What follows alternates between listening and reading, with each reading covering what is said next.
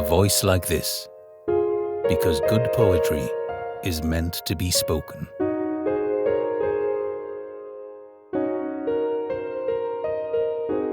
Some poems catch us in a moment, others follow us through a lifetime. Hello, and welcome to A Voice Like This. I'm Phil Rowe. Each week, I share poems that have stayed with me, not as analysis or performance, but as something quieter. A voice, a breath, a space to listen. Today's two poems come from different corners of love. One speaks to the beauty of constancy, the other to the ache of what might have been. First up, John Keats. Here's Bright Star.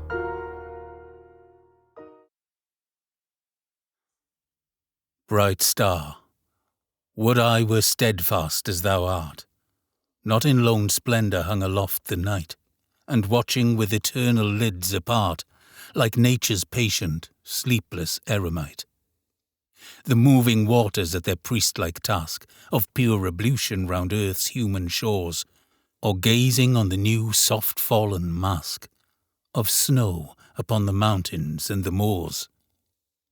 No, yet still steadfast, still unchangeable, pillowed upon my fair love's ripening breast, to feel forever its soft fall and swell, awake forever in a sweet unrest. Still to hear her tender taken breath, and so live ever, or else swoon to death.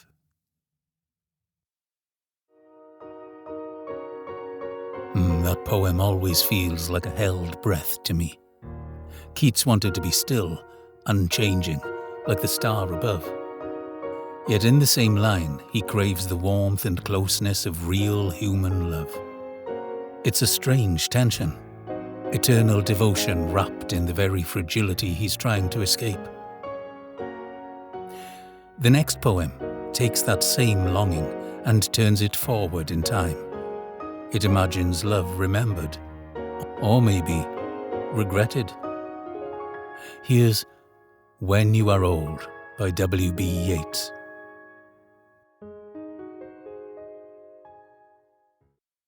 When you are old and grey and full of sleep, and nodding by the fire, take down this book and slowly read, and dream of the soft look your eyes had once, and of their shadows deep.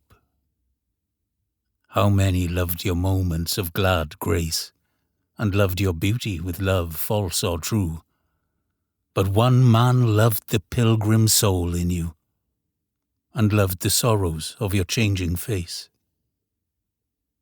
And bending down beside the glowing bars, murmur a little sadly how love fled, and paced upon the mountains overhead, and hid his face amid a crowd of stars.